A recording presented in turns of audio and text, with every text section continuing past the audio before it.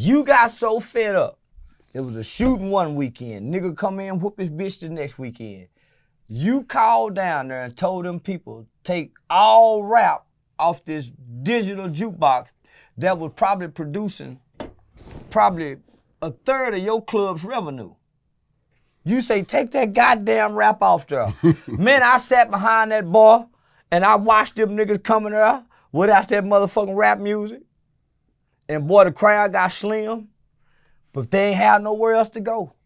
Boy, they begged Pop put that rap back on there. Well, little old nigga told me, she Pop, the kind of music you got on, we gonna get women's pregnant.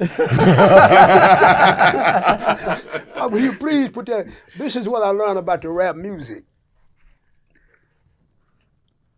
Some kind of way, the rap music, when they get full of that alcohol, it hypes them up.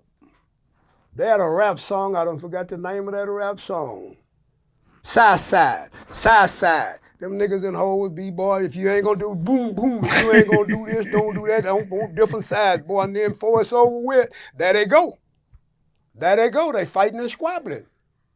Rap music in club, you're gonna have a fight, you're gonna have a squabble, cause somebody gonna get in their ego, and here's a nigga so ignorant, he up just throwing his sign, he done got full of drunk. No, he ain't got no business throwing them signs up. No, these niggas gonna tear his ass up, but he don't give a damn. That rap music and that alcohol got him way hype. And then the next thing you know is the last tore up.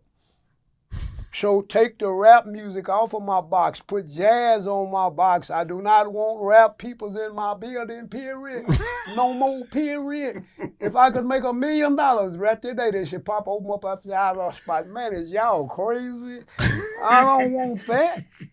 I don't want nothing but craps, poker, and deuces. So you saying this new hip hop crowd, you don't want nothing to do with it. Nothing. No matter how much money you can make. Nothing. I want to stay away from them and respect them, and if they come around me, they gonna respect me, but I ain't gonna even let them come around me. Period. Well, I deal with the brothers that live 48 hours every day. I deal with the brothers that live 48 hours. Them my niggas. I'm fed. I try to teach them how to stay out the federal penitentiary. Nigga, you going penitentiary. Nigga, you keep doing this. Nigga, you keep doing that. Well, I can't run from them. Well, you went to the feds, and it's something called, you spent 33 years in the feds. It's something called Unicor. Called what? Unicor? Unicor, yeah. What did Unicor teach niggas in the feds? Unicor, when I got to the penitentiary, all the gangster niggas that was on the streets that was gangsters that I knew was gangsters, when I got to the penitentiary, I went to asking them questions. They said, nigga, you got to go to work. You got to go to work at Unicor, you got to do this. Nigga, I ain't worked on the streets since I was a baby. Nigga, I didn't come to penitentiary to go to work, nigga.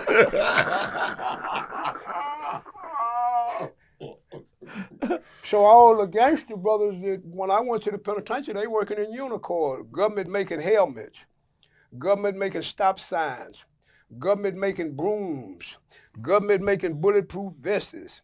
The government is making a lot of things so that created jobs for people. And in the penitentiary, federal penitentiary, you can go to work and you can make you $200 a month. That's what Unicor was. Then all of a sudden, the private companies went to hollering at the government, man, we ain't making no money no more. We was making brooms. Now y'all making the broom and using cheap labor.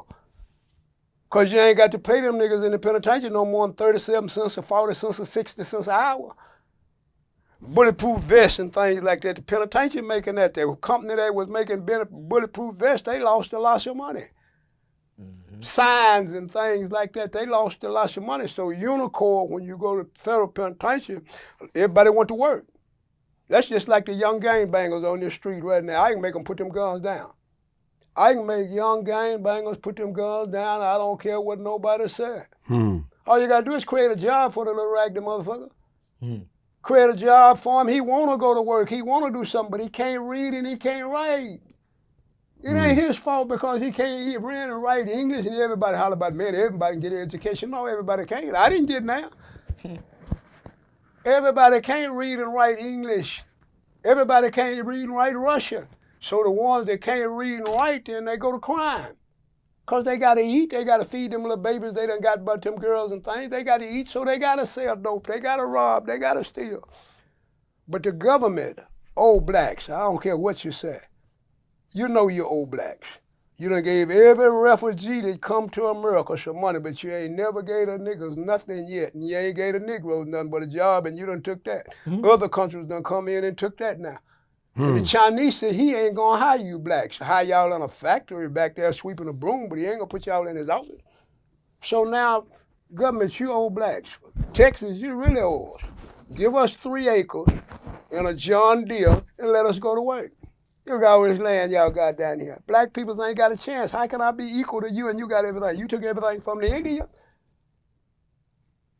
Now you got everything. Now how I'm gonna be equal to you? How can a black man like the Constitution? The Constitution says a black man is 1/5 of a man. Who is you, sucker, to say I'm 1/5 of a man, huh? Because you used to own my people and did this to my people and know I ain't got nothing. So you saying I'm 1/5 of a man, you got me bent. You say black folks should try to get to the United Nations. That was your job until you went to Huron and that was your job. Ain't now nothing sharp enough, bold enough. You one of the youngster bows that come and talk to white folks. You hoorawed white folks before you hoorawed black folks. You talk bad to white folks.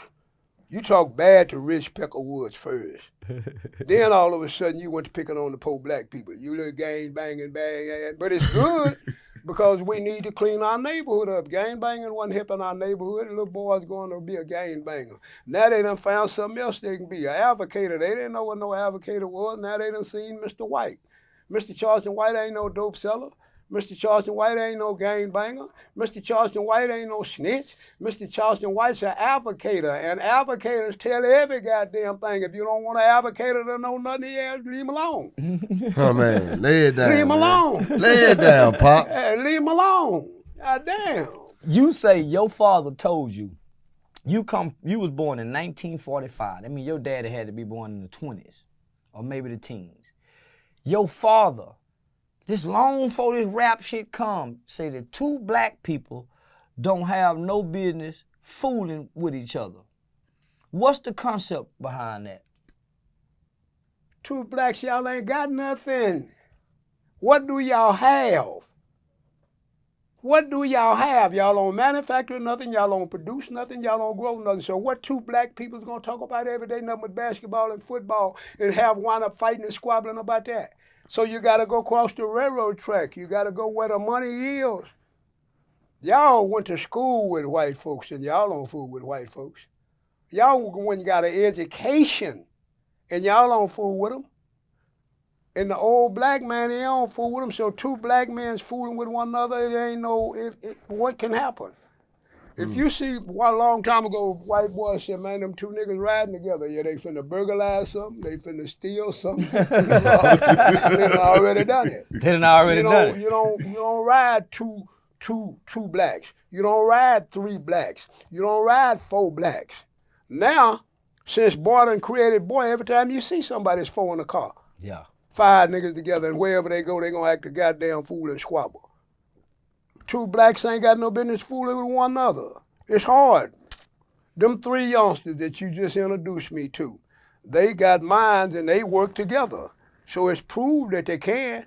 J. Edgar Hoover said you cannot take the black man and organize the black man. You can't organize him. And look how long, look at us now. Look at us. Right now in 2023, look at us.